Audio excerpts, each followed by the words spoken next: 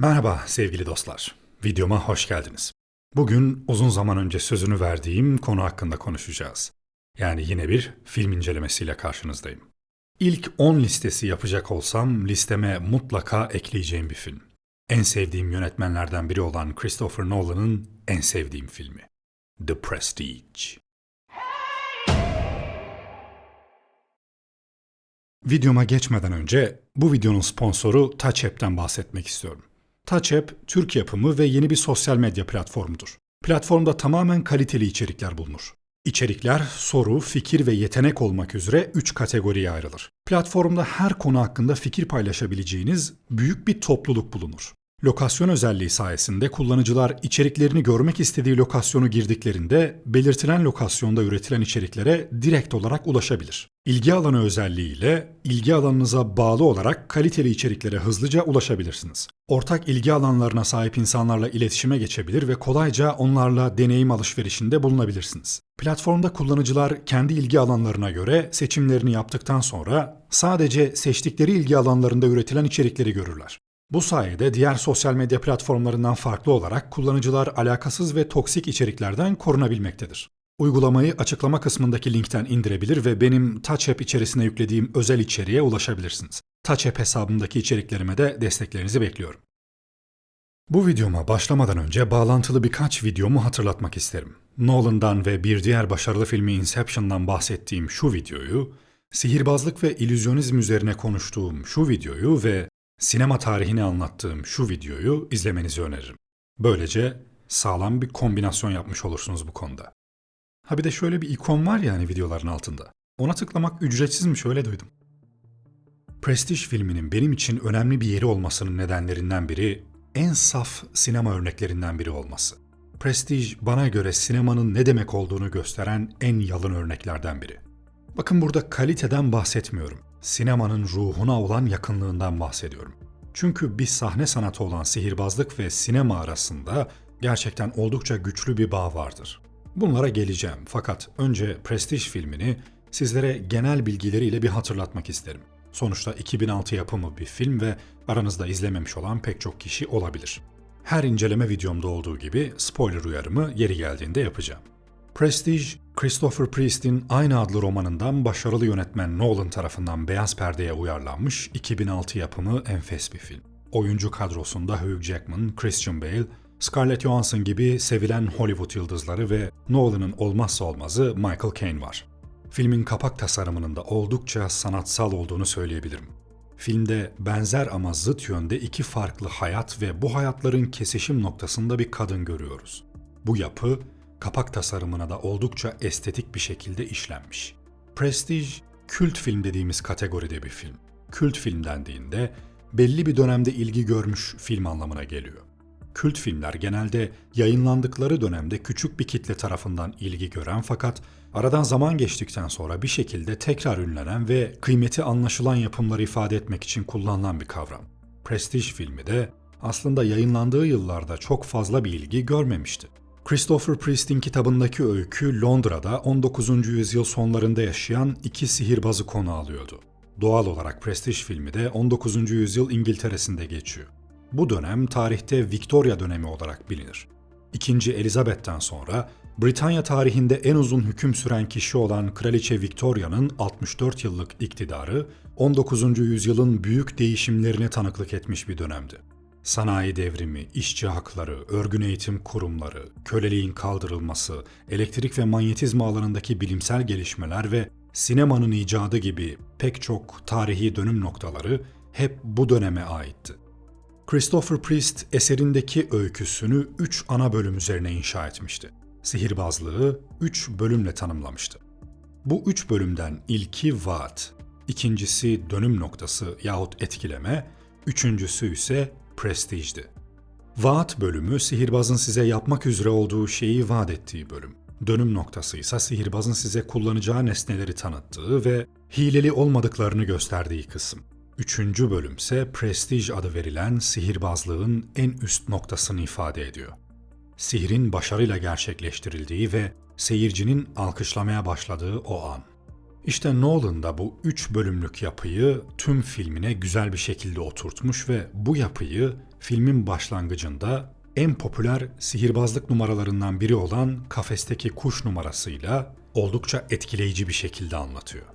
Özenle kurgulanmış bu sahnelerde tüm bu yapının ve gösterinin izleyicisi küçük bir çocuktur. Bir yandan hikayemizin asıl aktörlerinin büyük şovlarına hazırlanırkenki görüntülerini izlerken, bir yandan da bu üçlü yapının küçük bir çocuğa anlatıldığı ve gösterildiği bu sekansı izliyoruz. Bu sahnelerdeki anlatım ve kurgunun bana göre olağanüstü başarılı olmasının sebebi şu: sihirbazlık gibi sahne sanatlarında da sinemada da en önemli olan şey illüzyonun tamamlanmasıdır. Bu sahnelerde biz bu küçük kızı görüyoruz, bir yetişkin insanlardan oluşan seyircileri görüyoruz. İkisi için de durum aynıdır aslında. Sihir ve illüzyon öyle büyülü bir etkiye sahiptir ki başarılı bir şekilde uygulandığında bir çocuğun veya bir yetişkinin ona bakıyor olması hiçbir şeyi değiştirmez. Her kim olursanız olun, eğer illüzyon gerçekleşmişse finalde alkışlarsınız. Sinemanın büyüsü de buradan gelir. Sinema bu öykünün geçtiği yıllarda icat edilmişti. Sinemanın ortaya çıkışının en büyük öncüsü neydi biliyor musunuz? Sihirbazlık ve illüzyonizm gösterileri. Sinemanın gelişmesine öncülük etmiş Fransız illüzyonist ve yönetmen Georges Méliès, sinema ve illüzyonizm arasındaki bağlantıyı belki de ilk fark edenlerden biriydi ve sinemanın ilk döneminde dünyanın önde gelen öykülü film yapımcılarından biri oldu. Méliès'in 1902 yapımı filmi olan Le Voyage de la Lune, fantastik sinemanın ilk örneği kabul edilir. 1895'te Lumière kardeşler ilk sinema aygıtı örneklerinden biri olan sinematografi icat ettiler ve 22 Mart 1895'te Paris'te sinema illüzyonu ilk kez seyirciyle buluştu. Bir trenin istasyona yaklaştığı kısa bir film de gösterildi o gün seyircilere ve derler ki seyircilerin birçoğu bu trenin kendilerine çarpacağından korkmuşlar. Sinema illüzyonu o gün bugündür sinemanın en temel mekanizmalarından biri. Bugün bile izlediğimiz filmlerin gerçek olmadığını elbette biliyoruz fakat eğer illüzyon başarılı bir şekilde uygulanmışsa gördüklerimize inanma eğilimi gösteriyoruz. Gerçek değil ama gerçekçi. Gerçeği taklit eden gölgeler ve örüntüler. Tüm bunlar bizim inanma isteğimizle de birleştiğinde illüzyon tamamlanıyor. Prestige filminin en temel mottolarından biri neydi hatırlayalım? Siz gerçeği bilmek değil, kandırılmak istiyorsunuz. Bu kandırılma veya inanma isteği escapist bir yaklaşımdır ve hemen hemen hepimiz için geçerli. Bir illüzyon gösterisi izleyen biri, sahnedeki kişinin vaat ettiği şeyi başarmasını ister içten içe. Eğer illüzyonist uçmayı vaat ettiyse, onun uçabileceğine inanır. Sinemada da olan şey aşağı yukarı budur. Hatta sinemanın insan hayatına girmesi, sihirbazlık gösterilerinin etkisini ciddi şekilde azaltmıştı. Yani Iron Man binaların arasında kavisli bir şekilde uçmaya başladıktan sonra kimse sahnede uçmaya çalışan sihirbazın gösterisine gitmedi. Şimdi gelelim Prestige filminin konusuna. Filmin geniş bir özetini yapmayacağım. Şöyle kabaca üzerinden geçmek yeterli. Önceleri birlikte çalışan iki sihirbazın yaşanan bir aksilik üzerine ters düşmeleri ve birbirlerine rakip hatta düşman olmalarıyla başlayan öykü bizi hemen içine alıyor ve sınırlara kadar götürüyor bu filmde. Hırsın ve kazanma isteğinin insanı nerelere kadar götürebileceğini seyrediyoruz. Prestige Fransızca bir sözcük. Latince prestigium kelimesinden geliyor. Göz boyama, boş görüntü, kandırmaca gibi anlamları var. Filmin kurgusu farklı zaman aralıklarında kurgulanmış. Yani hikayenin başında gördüklerimiz sonuna ait olabiliyor. Haliyle filmin takibini doğru bir şekilde yapabilmek için dikkatle izlemek gerekiyor.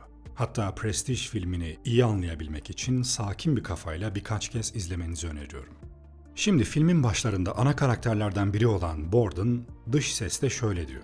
Harika bir kariyerin başındaki iki delikanlıydık.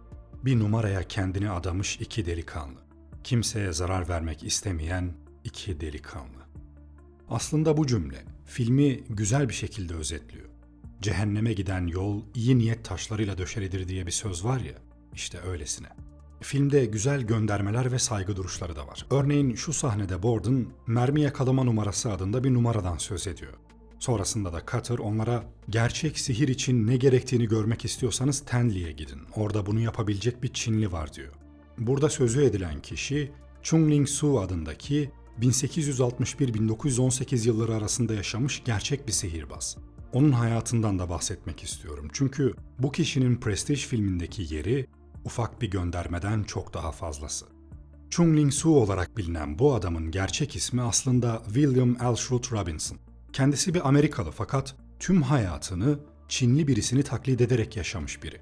Bu adamın hayatı birçok film, dizi ve belgesele konu olmuştur. Onun yaşadığı yıllarda mistik ve gizemli unsurlar Hindistan, Uzak Doğu gibi bölgelere atfediliyordu. O yüzden William yaptığı işi zirveye taşıyabilmek için tüm hayatını Çinli bir kimliğe adapte etmeye hazırdı ve zaman geçtikçe yarattığı bu karakterle bütünleşti. Derler ki öleceği güne kadar tek bir kelime bile İngilizce konuşmamış. Sahneye erken yaşlarda çıkan William Alshoot Robinson, ilk gösterilerini 14 yaşındayken bir vaudeville'de Robinson the Man of Mystery ismiyle yapıyor. Gizem adamı Robinson gösterileri onun gelecekte bu meslekte büyük başarı yakalayacağının işaretlerini veriyordu. Sonraki yıllarda Ben Ali Bey ismiyle gösteri yapan Alman sihirbaz Max Autzinger'i taklit ediyor ve Ahmet Ben Ali adıyla illüzyon gösterilerine başlıyor. Adamın olayı bu. Taklit. Ama bunu sahtekarlık olarak düşünmeyin. Çünkü o yıllarda illüzyonizmde varmış bunlar. Çünkü sanatçılar yerel bir çevrede ünlü oldukları için, diğer ülkelerde tanınmadıkları için illüzyonistler birbirlerini taklit ediyorlarmış. Bu Max Autzinger denen Ben Ali Bey sahne adıyla bilinen illüzyonist de kara sanat adında bir teknik geliştiriyor o yıllarda ve bizimki de bu tekniği alıp hemen kendi şovlarına ekliyor. 1883'te Robinson asistanı Bessie Smith'le evleniyor. Hatırlarsanız Prestige filminde de Angie'ye asistanıyla evliydi. Amerika turnesi yapmadığı için Amerika'da tanınmayan Alman sihirbaz Autzinger'i taklit ederek hayli popüler olan kahramanımız 1896 yılına gelindiğinde Robinson, Harry Keller ve Alexander Herman şovlarında sahne alıyor. Herman'ın 1896'da ölümünden sonra Robinson kendi başına iş yapmaya karar veriyor. Tabii o zamana kadar bizimki adını daha Chung Ling-soo yapmamış. O hikayede şöyle başlıyor. Ching Ling Fu adında Amerika'da gösteriler yapan bir Çinli illüzyonist var. Bu illüzyonist, illüzyonlarını anlayan ve taklit edebilen herkese $1000 ödül vereceğini söylüyor. Haliyle bizim Robinson'ın radarından kaçmıyor bu ve sıradaki hedefini belirlemiş oluyor. Robinson hilelerini anladığını ifade ederek Ching Ling Fu'ya meydan okuyor fakat Ching Ling Fu meydan okumayı kabul etmiyor. Meydan okumasını kabul etmeyen Çinli sihirbazın vaat ettiği $1000 alamayan Robinson, Paris'te bir gösteri merkezinde Çinli illüzyonist arandığını duyunca ondan intikamını farklı bir şekilde almaya karar veriyor. Ching Ling Fu'nun imajını birebir kopyalıyor ve Çinli kıyafetleri giyiyor. Yüz kıllarını ve kaşlarını kazıyor. Saçlarını uzatıyor, cildini sarartmak için yüzünü yağlı boyayla boyuyor ve Çinli sihirbazın ismine yakın bir isim seçiyor. Chung Ling-soo. Böylece bizim William Alshoot Robinson oluyor sana Chung Ling-soo. Robinson karaktere bir de hayat hikayesi uyduruyor. İskoç bir misyonerle Amerika'da yaşayan Çinli bir kadının oğluydu. Anne ve babasını çocuk yaşta kaybetmişti. Kendisini yanına alan Arhi isimli sihirbazın yanında çalışmış ve Asya öğretilerine dayanan gerçek gizemin sırlarına vakıf olmuştu. Daha sonra Chung Ling-soo ile onun adını kopyaladığı Ching Ling Fu arasında sıkı bir rekabet başlıyor ki Prestige filminde de iki sihirbazın arasında gördüğümüz rekabet ilhamını tam da buradan alır. Çinliliği iyice benimseyen ve gösterilerini mükemmelleştiren Chung Ling-soo bir süre sonra Londra'da sahneye çıkıyor ve ününe ün katıyor. Ve Avrupa'nın en çok kazanan sihirbazı haline geliyor.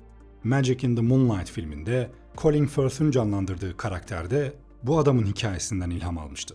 Chung Ling-soo yıllarca sahnede hiç konuşmadı. İngilizce bilmediğini belirterek basın açıklamalarını tercümanla yaptı. Resmi nikahsız yaşadığı eşini Çinli asistanı Su Sin olarak tanıttı. Su Sin de Robinson'ın icadıydı. Gerçek adı Amerikalı Olive Path'ti. Robinson ilk eşi Bessie Smith'i boşamadığı için onunla resmi olarak evlenememişti. Robinson Katolik olduğu için boşanması toplumsal olarak kabul edilemezdi.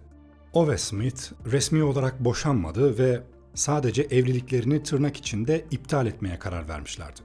Robinson ve Path kendilerini 20 yıl boyunca karı koca olarak sundular ve 1906 Mart'ında resmi olmayan bir törenle evlendiler.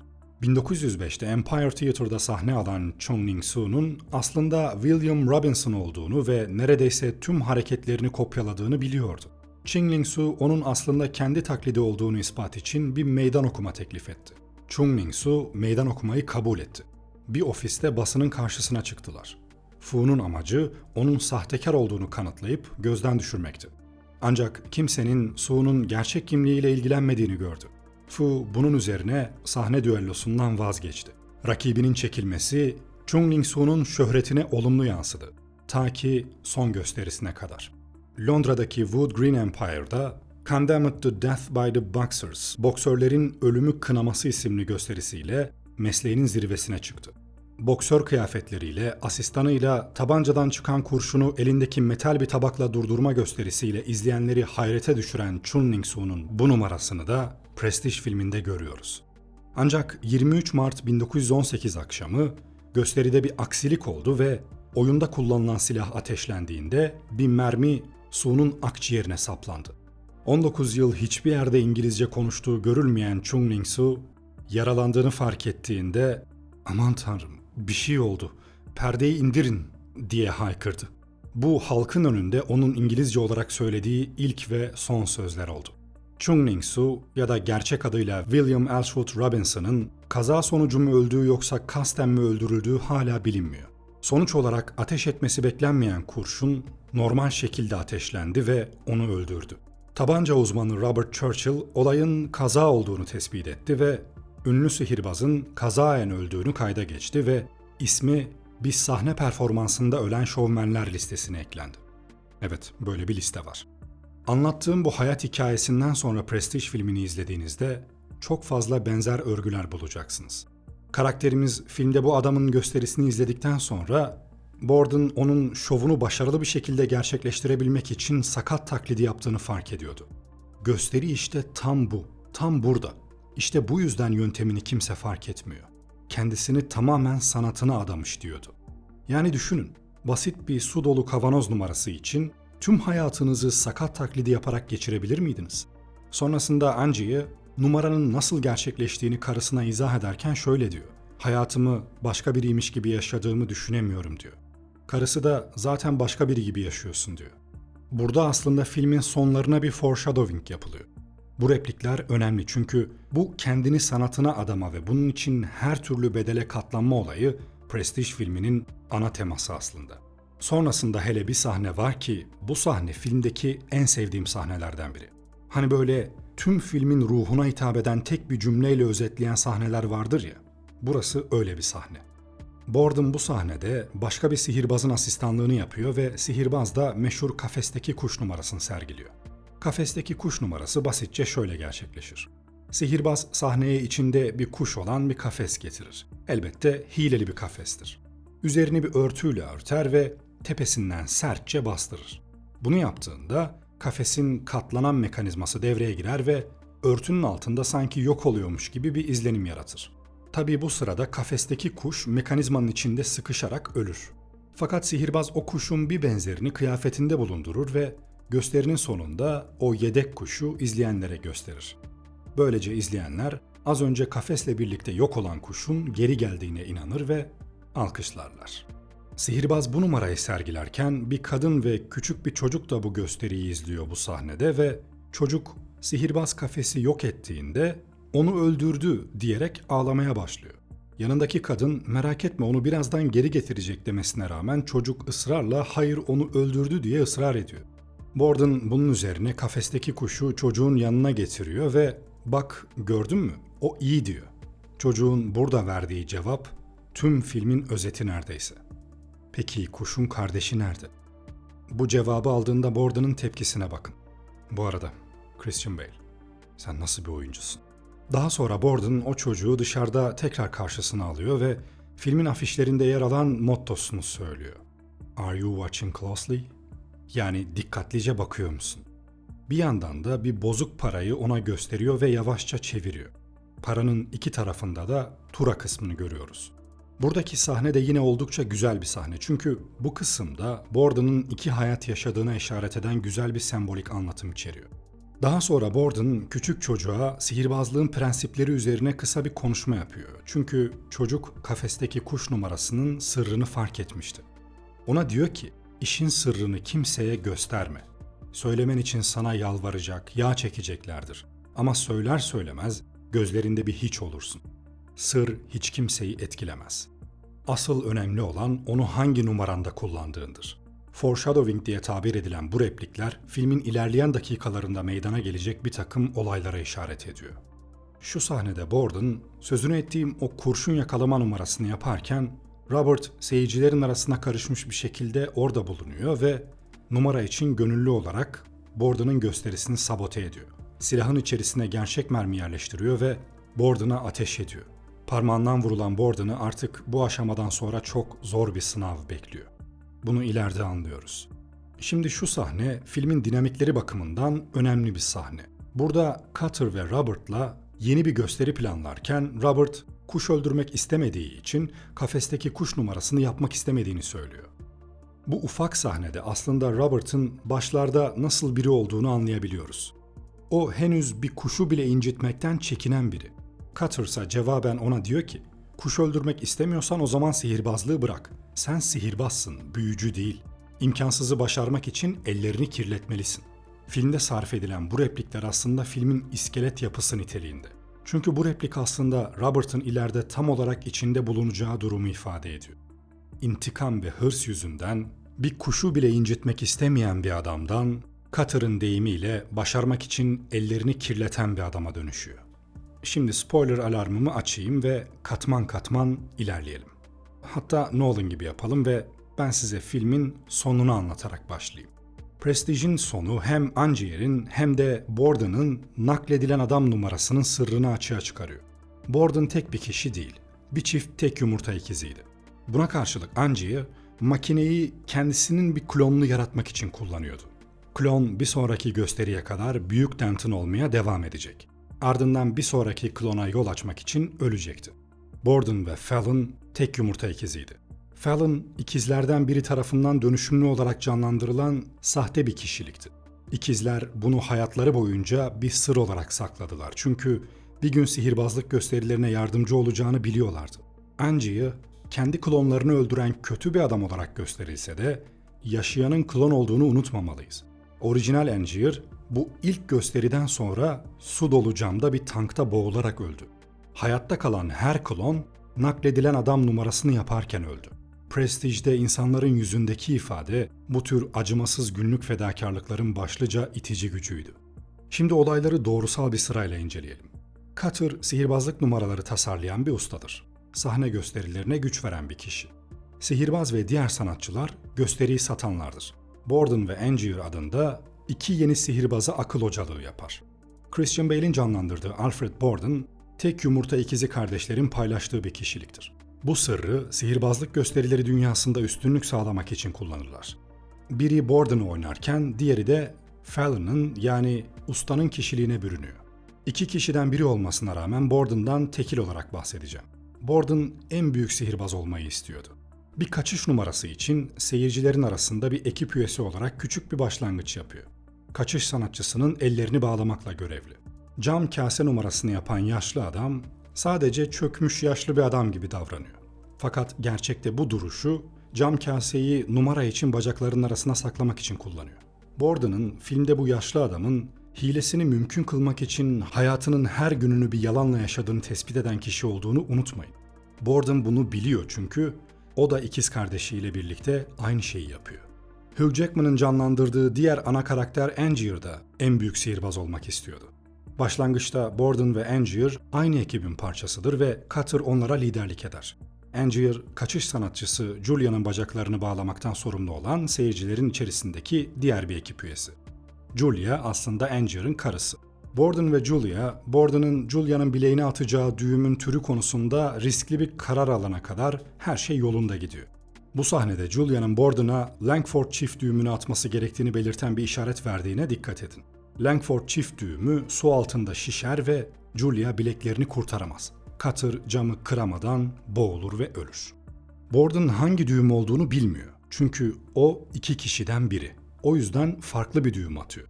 Julia ve Borden'ın daha önceki bir konuşmalarından Langford çift düğümü kullanarak oyunu geliştirmek istedikleri oldukça açıktı.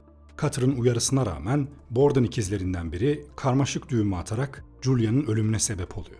Suçluluk duygusu onu o kadar etkiliyor ki ya bu anıyı bastırıyor ya da bunu kabul etmek istemiyor. Her iki durumda da Diğer Borden ikizi rahatsızlığını korumak için rol yapıyor ve bilmediğini ifade ediyor. Gerçekte biliyor, düğümün değiştirildiği oldukça açık. Ancak Borden ikizleri bunu kabul etmiyorlar. Ya da kabul etmek istemiyorlar. Julia'nın ölümüyle Angier-Borden rekabeti başlıyor. Angier'la başlayarak her iki adam da birbirlerinin gösterilerini mahvetmek için kılık değiştiriyorlar. Angier, Borden'ın boş silahına bir kurşun yerleştiriyor ve bu da Borden'ın parmağının kopmasına neden oluyor. Bu olay filmin sonunda gösteriliyor. Diğer ikiz de aynı kişiliği oynamaya devam edebilmek için parmağını kesmek zorunda kalıyor. Angier ve Cutter yeni bir gösteri dizisine başlamak için yeniden bir araya geliyor. Ancak Borden araya girerek katlanabilir kuş kafesinin seyircilerden birinin elini kırmasına sebep oluyor. Bu da tüm gösteri setinin iptal edilmesine neden oluyor. Borden ikizlerinden biri Sarah adında bir kızla tanışıyor ve ona aşık oluyor. İkisinin bir bebekleri oluyor. Sarah'ın Borden'ı her zaman evlerinde yaşayan kişi değildir. Borden'ıyla birlikte olduğu günlerde sevildiğini ve onun "seni seviyorumunun" gerçek olduğunu hissediyor. Diğer Borden ikizi yanındaykense açıklayamadığı bir soğukluk hissediyor. Bir gün Angier, Borden'ı takip ediyor ve onun bir aileyle mutlu bir şekilde yaşadığını, kendisinden çalınan mutluluğu fark ediyor. Borden'ın kendisinden sakladığı sırlarla mutlu olamayan Sarah, sonunda alkolik oluyor ve Borden'ın artık onu sevmediğini ve aldattığını düşünerek intihar ediyor. Sonunda iki Borden en büyük silahlarını kullanıyorlar. Nakledilen adam numarasını tasarlıyorlar. Numara aslında çok basit. Biri bir kapıdan giriyor ve ikizi diğerinden çıkıyor. Bunu birbirlerinin yerine yapıyorlar. Bu durum Angier ve Cutter'ı hayrete düşürüyor çünkü Borden'ın bu kadar muhteşem bir numarayı nasıl başardığı hakkında hiçbir fikirleri yok. Angier, Borden'ın sırrını takıntı haline getirmeye başlıyor ve onun gösterisini çalmaya karar veriyor. Borden'ın numarasını nasıl yaptığını anlayamayan Cutter bir dublör kullanmayı öneriyor. Angier'a benzeyen Gerald Root adında bir adamla tanışıyorlar. Ne yazık ki adam sarhoş ve dengesiz biri çıkıyor. Ancak Cutter, Root'u çabucak forma sokmayı başarıyor ve onu yeni nakledilen adamı sunmak için kullanıyorlar. Angier daha iyi bir şovmen olduğundan bu gösteri Borden'ın orijinalinden daha fazla popülerlik kazanıyor. Angier için bu yeterli olmuyor çünkü seyircisinin yüzünü prestijde görmek istiyor ve hiçbir şeyi umursamayan sarhoş bir dublörün sahneye çıkmasından nefret ediyor. Misilleme olarak Borden, Root'un izini sürüyor ve onu fazladan sarhoş ediyor. O akşam Borden, Angier'ın yattığı yatağın yerini değiştirerek gösteriyi sabote ediyor. Bu da Angier'ın bacağının kırılmasına sebep oluyor. Borden ayrıca numaranın 3. bölümü olan Prestige'i de tamamlıyor ve seyirciye bağlanmış ve asılmış Root'u sunuyor. Yolun karşısındaki gösterisini pazarlıyor ve seyirciler sahnede asılı olanın Angier olduğunu düşünerek gülüyorlar. Scarlett Johansson tarafından canlandırılan Olivia, Angier'ın gösterileri için Cutter tarafından işe alınan bir asistandır. Angier'dan hoşlanmaya başlıyor ve ona aşık oluyor. Ancak Angier'ın Borden'ın numaralarına olan takıntısı onu duygulara karşı körleştiriyor. Olivia ile bir ilişkiye başladığını görürken Borden'ın sırlarını ortaya çıkarmak için onu bir casus olarak kullanmaya çalışıyor. Olivia'nın kalbi kırılıyor ve Borden'ın tarafını tutmaya karar veriyor. Borden ikizlerinden biri Sarah'la evliyken diğeri Olivia'ya aşık oluyor. Olivia ayrıca Angier'ın dublörünü oynadığını tespit ettiği Root'a erişim sağlayarak Borden'a yardım ediyor. Borden Tesla anahtarıyla şifrelenmiş sahte bir günlük yaratıyor. Olivia'ya günlüğü Angier'a vermesi ve kendisinin çaldığını iddia etmesini söylüyor. Angier ona inanıyor ve günlük şifrelendiği için onu okuyamıyor.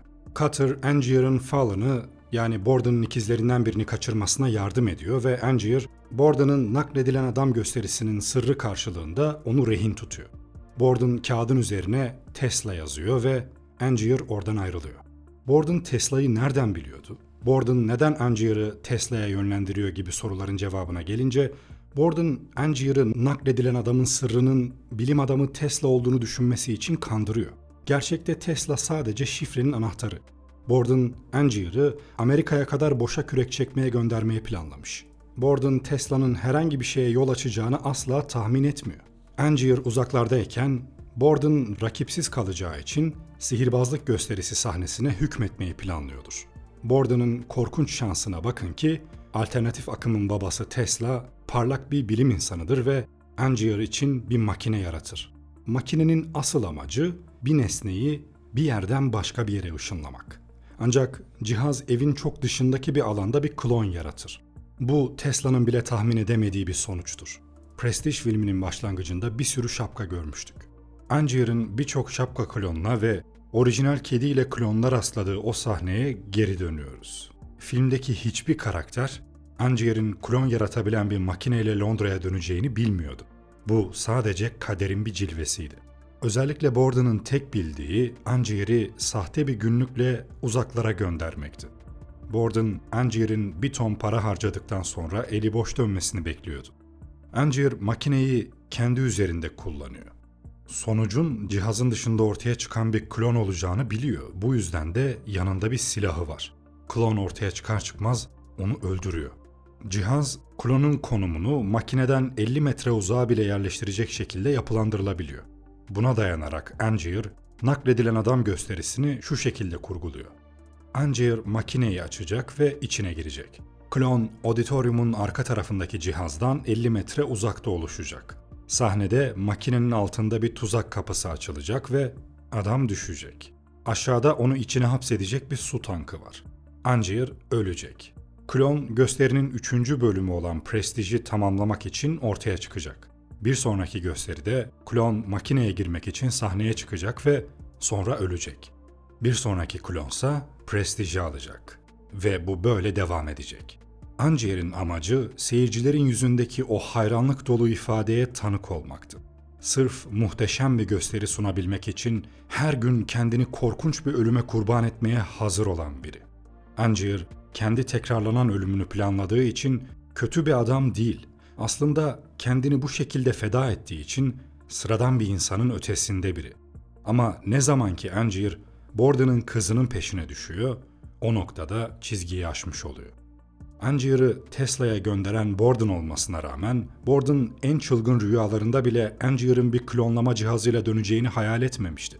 Angier, nakledilen adamı sunduğunda, seyirciler onun bir saniyede 50 metre nakledildiğini gördüklerinde büyüleniyorlar. Borden da öyle. Sarah'ın Borden'ı Olivia'nın Borden'ına geri çekilmesini ve Angier'ın kazandığını kabul etmesini söylüyor. Ama Olivia'nın Borden'ı bu işin peşini bırakamıyor. Öğrenmek istiyor. Angier yüz gösteri için bir plan yapıyor. Bu da Borden'ın haberi alıp burnunu sokması için yeterli. Ölümünü Borden'ın üzerine yıkmasına yetecek kadar. Angier'in artık tek yapması gereken beklemekti. Olivia'nın Borden'ı ortaya çıkıyor ve cihazı incelemek için sahneye geliyor. Angier bunu not alıyor. Olivia'nın Borden'ı sahne arkasında saklanıyor ve Angier'in numarasının nasıl gerçekleştirdiğine tanık olmak için aşağı iniyor. Angier'in planına göre Borden su tankının önünde duracak ve neler olduğunu merak edecek. Angier tankın içine düşer ve tank kilitlenir. Borden çılgına döner ve Angier'in boğulmasını izlerken umutsuzca tankı kırmaya çalışır. Kısa süre sonra Cutter, ekibin geri kalanıyla birlikte ortaya çıkar ve Borden cinayetle suçlanır. Konferans salonunun diğer ucunda Angier'in bir sonraki klonu Prestige için adım atmaz ve Borden'ın Angier'in cinayetinden sorumlu tutulmasını sağlar. Peki Angier Prestige'den çıkmaması gerektiğini nereden biliyordu? Prestige filmindeki sinema salonları ses sistemine bağlı olan günümüzün pek çok salonundan farklıydı. Geçmişteki auditoriumlar çok akustikti ve sesin net bir şekilde diğer uca taşınması gerektiği göz önünde bulundurularak inşa edilmişlerdi. Gösterinin başında Angier birkaç seyirciden makineyi incelemesini ister. Borden onlardan biridir ve Angier bu anı bekliyordur.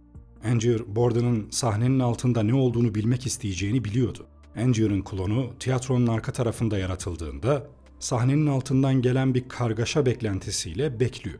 Borden, Angier'in boğulduğunu görünce bağırmaya başlıyor. Bunu Cutter ve diğer ekibin aşağı koşması izliyor. Karşı uçta Angier'in klonu bu kargaşayı duyuyor ve Borden'a komplo kurulduğunu doğruluyor ve Prestige'e çıkmıyor. Robert Angier varlıklı bir ailenin çocuğu olarak Cudlow'da doğar. Robert Angier adıyla Amerikalı bir sihirbaz olmak için asıl adını ve kimliğini saklıyor. Ailesinin geçmişi düşünüldüğünde ismini korumak ve sihirbaz olmak ailesine utanç getirecektir.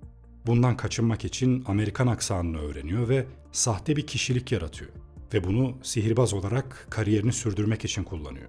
Özetle Lord Cudlow, Prestige filminin büyük bir bölümünde Robert Angier gibi davranıyor.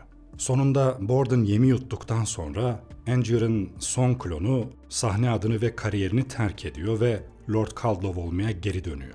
kendini en büyük sihirbaz olarak kanıtlamakla kalmayıp rakibinden intikamını da almış olarak. Dünya Angier'ın öldüğünü düşünür. Lord Caldlow olarak Angier'ın tüm eşyalarını gizlice satın alır ve Borden'ın öksüz kalan kızının yasal varisi olur. Lord Caldlow, hapisteki Borden'ın Olivia'nın sevgilisi olduğunu ve kızın gerçek babası olan başka bir Borden olduğunu biliyordur. Olivia'nın Borden'ı cinayetten yargılanır ve suçlu bulunur. Lord Caldlow'un bir temsilcisi Borden'a yaklaşır ve kızına bakması karşılığında tüm numaralarını satın almayı teklif eder. Unutmayın, kızın gerçek babası Sarah'ın Borden'ı hala dışarıdadır ve Fallon olarak kendi kızının velayeti için mücadele ediyordur. Mahkemeler kızın Fallon'ın gözetiminden alınmasını talep ediyordur. Gerçekte ise Fallon'un herhangi bir kimlik ya da para kanıtı gösterememesi. Kendisi kurgusal bir karakter. Olivia'nın Borden'ı kızın iyiliği için tüm sırlarından vazgeçmeyi kabul ediyor. Lord Caldlow'un temsilcisi Borden'a Angier'ın günlüğü okuduğunu belirttiği bir günlük veriyor. Bu günlük, Angier'ın Lord Caldlow olarak adamıyla birlikte gönderdiği sahte bir günlüktür. Angier, Borden'ın bir zamanlar kendisine yaptığı gibi sahte bir günlükle aynı koşulları yeniden yaratıyordur. Borden hapishanede günlüğü okuduğunda Angier'ın kendisine cinayet suçu yüklediğini fark ediyor. Borden sonunda hapishanede Lord Caldlow'la karşılaşıyor ve kızının artık Angier'la birlikte olduğunu fark ediyor.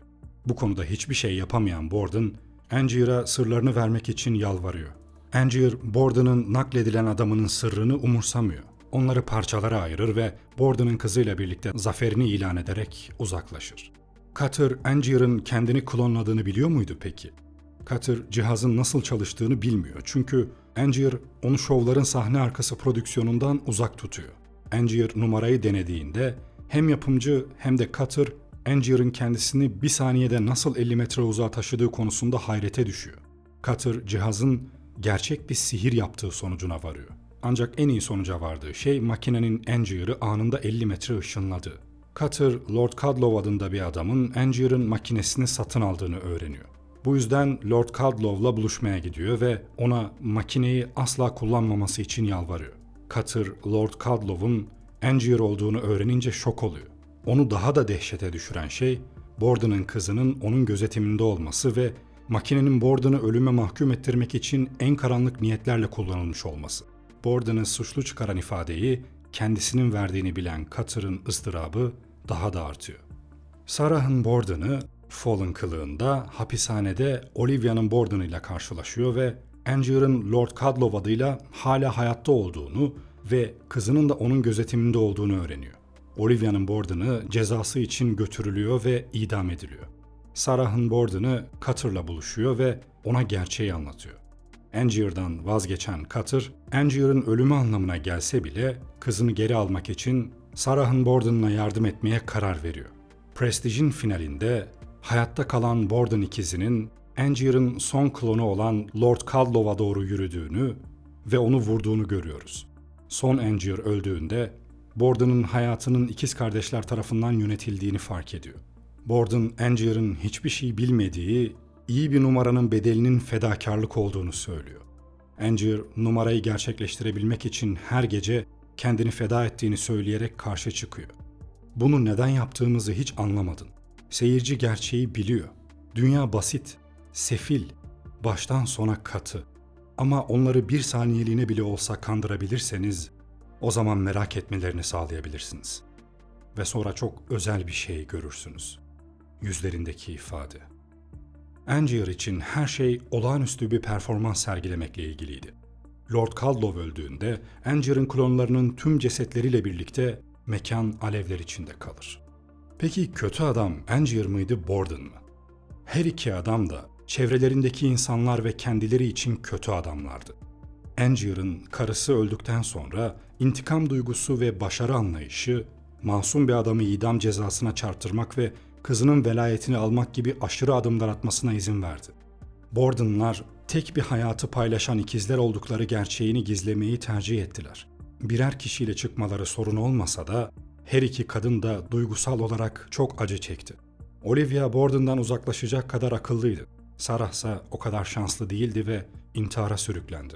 Birçok kişi iyi adam Borden'ın kötü adam Angier'ı öldürdükten sonra Kızını alıp gittiği sonucuna varsa da durum o kadar basit değil. Her ikisi de pervasızdı ve kendilerini her şeyin ve herkesin önüne koydular. Meslekteki rekabetlerinin hayatlarını, daha da önemlisi onları seven insanların hayatlarını mahvetmesine izin verdiler. Ben Prestige'in her yönüyle muhteşem bir film olduğunu düşünüyorum.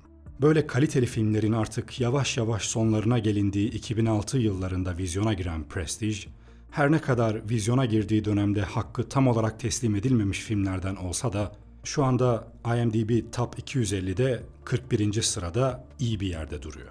Bana göre daha da yukarılara çıkabilir fakat gelmiş geçmiş en iyi filmler arasında 41. sırada azımsanacak bir yer değil. Ben Shock Voice. Bir sonraki videomda görüşmek üzere. Kendinize iyi bakın, hoşça kalın.